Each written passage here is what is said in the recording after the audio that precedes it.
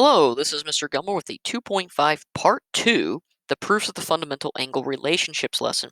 Now, in this Part 2 lesson, we're going to finish up looking at the set of the fundamental angle relationships that we began in the Part 1 lesson. Now, you'll also note that in our slide counter is a little bit larger than the slide count for the regular notes. This is because I'm going to actually insert a couple slides for the proofs. I don't have enough room. I would normally do this in class, but since I don't have enough room on the slides, I've inserted a couple more slides with the actual proofs. Well, we jump right into things, beginning with our next fundamental angle relationship proof, the Same-Supplements Theorem, or SST.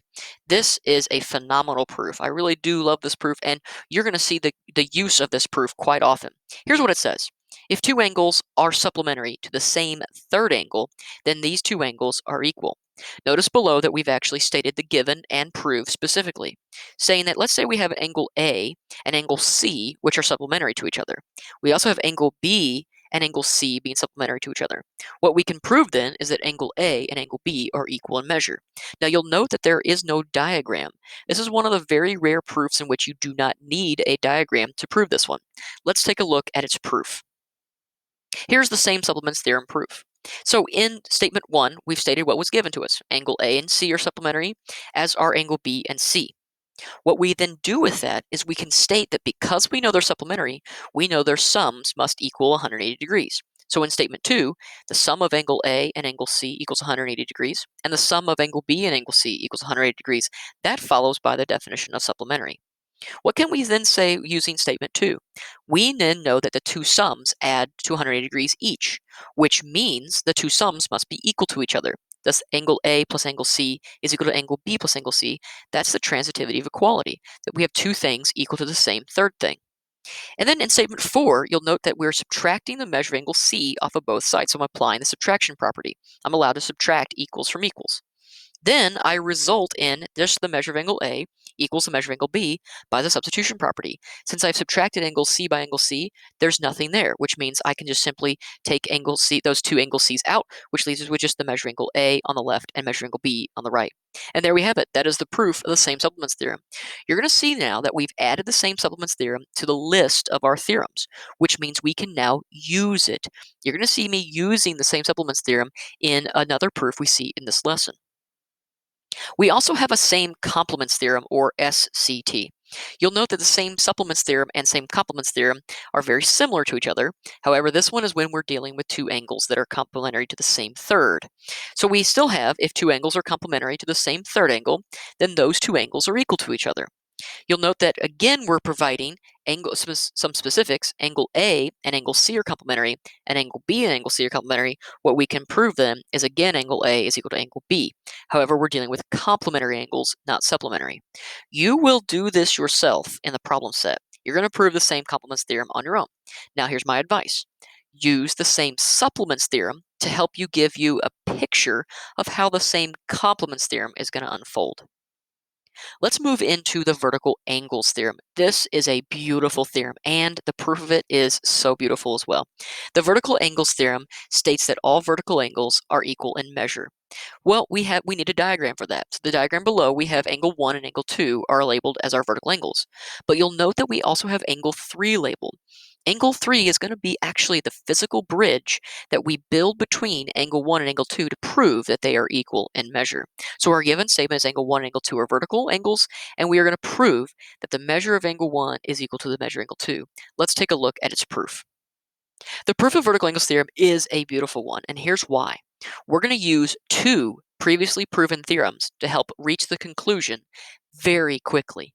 If we take a look at the first statement, we have our given, angle 1 and angle 2 are vertical. What can we then say back in our diagram?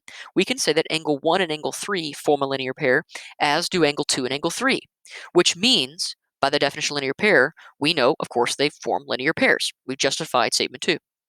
But what do we know about linear pairs? We know that they are supplementary because of the linear pairs theorem. That was the very first theorem we proved. Well, if we look at statement 3, I can now say that angle 1 and 3 are supplementary, and angle 2 and 3 are supplementary. What does that mean to us?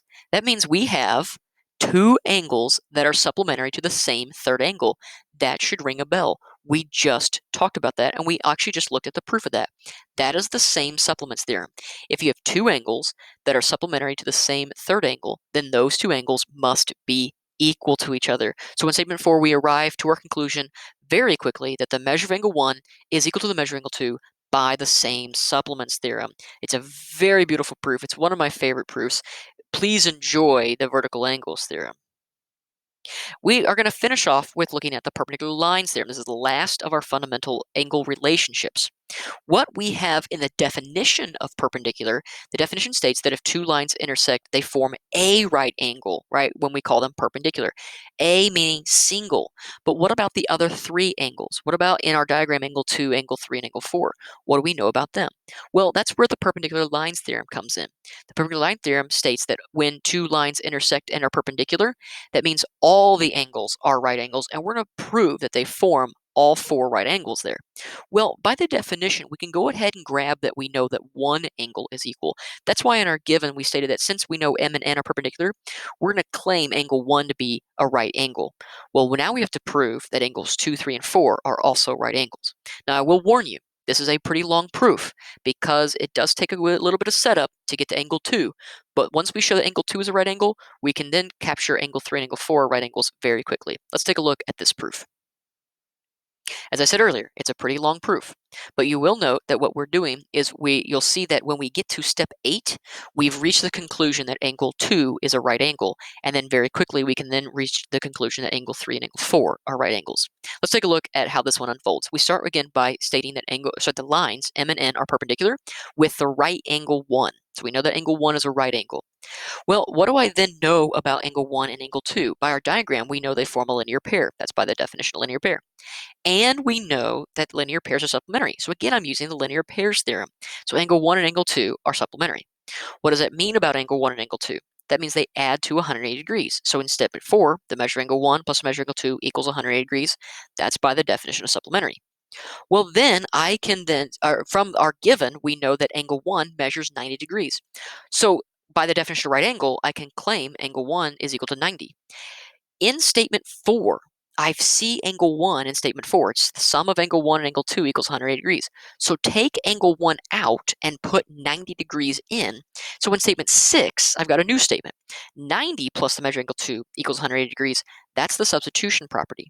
Now applying the subtraction property by subtracting 90 degrees off of both sides, I end up then in statement 8 by proving now that the measure angle 2 is equal to 90 degrees with the substitution property. Now, that is a good statement. We've arrived into a conclusion that now we have a second angle that's a right angle. So I can state that angle 2 is a right angle now.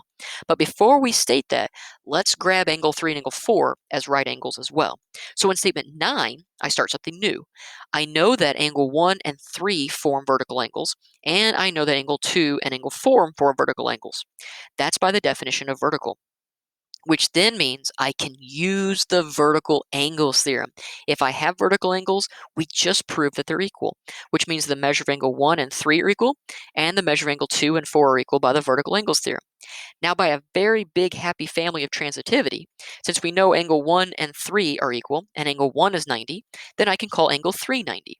And since angle 2 is equal to angle 4, and I know angle 2 is 90, right, from step 8, I know that angle 2 is equal to 90. That means angle 4 is also equal to 90, which that's a very big happy family of transitivity of equality, leading me now to the conclusion that angle 3 and angle 4 also measure 90 degrees. So then what can I say about all four angles? All four angles are right angles by the definition of right. Yes, that is a pretty long proof, the Bernoulli's theorem proof. However, if I were to ask you to prove this one on a test, I would have you stop here at step 8. I would have you stop there. I would simply say, prove that you know angle 2 is a right angle, and then you can call it a day. So show that angle 2 equals 90 degrees, and then you can stop there. Okay, because then reaching angle 3 and angle 4, yes, there's some tedious work there, but it's very quick to reach angle 3 and 4. But on a test, I would limit it to just proving that one of those angles, angle 2, is a right angle. Now, before we finish off today's lesson, I want to actually conclude with some mistakes that students will make. So the thing is, we've just now proven some properties about some of our fundamental angles, such as the vertical angles and perpendicular lines and things like that. The problem is that students will like then to take those properties and put them into the definitions. For example, I will now have students, when I ask them for the definition of vertical angles, they'll say two angles that form two angles whose sides form two lines and they are equal. No, okay? By the definition, we only know that their two sides form two lines. However, by theorem, we know that the two angles are equal. There's two different justifications going on there. So we have to make sure we sort those properties out. There are properties that are true by definition and postulate, and there's also properties proven by theorem. So what we're going to do is take a look at some examples where I'm going to make a statement, and that statement will either be true by definition, it'll be true by postulate, or it'll be true by theorem, and we have to make sure we distinguish between those properties. Let's take a look at just these two examples. Example number 1, vertical angles are equal. Yes, we know that to be true, but is it true by definition or is it true by theorem? That one is true by theorem because we just proved it. It's the vertical angles theorem. So we know that one to be true by theorem, by the vertical angles theorem. Or simply, on the worksheet, you would just write T by theorem. But look at statement 2. Vertical angles are two angles that share a vertex and their sides form two lines. That right there is true by definition. That's what the definition of vertical angle states. We have to make sure we distinguish those two properties. These are two different statements, reasons by two different things, where we have definitions and theorems now. Let's do some more examples. Statement 3. Two angles form a linear pair when they are adjacent and their non-common sides form a line. That is true. But why is that true? It's true by the definition of linear pair. But look at statement 4. Linear pairs are supplementary. Yes, that is also true, but not true by definition.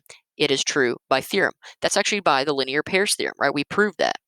We proved by the linear pair theorem that all linear pairs are supplementary. Look at statement 5. Perpendicular lines form a right angle. That's by definition, right? By definition, we can claim one right angle. But in statement 6, perpendicular lines form 4 right angles. Notice the difference.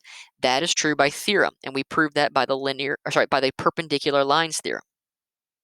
Okay, so we have to make sure we then associate the correct reason with the correct statement. So the statement, yes, may be true, but we have to make sure we distinguish between each of our reasonings, distinguish between the properties that we've learned about these angle relationships. And we'll see that as our year continues, we will also begin to distinguish between other properties we're learning, such as properties of triangles. And we'll look at some of those properties and make sure we distinguish between them, whether it's true by definition, postulate, or theorem. We've come to the end of the lesson today.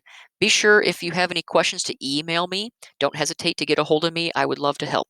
With that, be good and do good.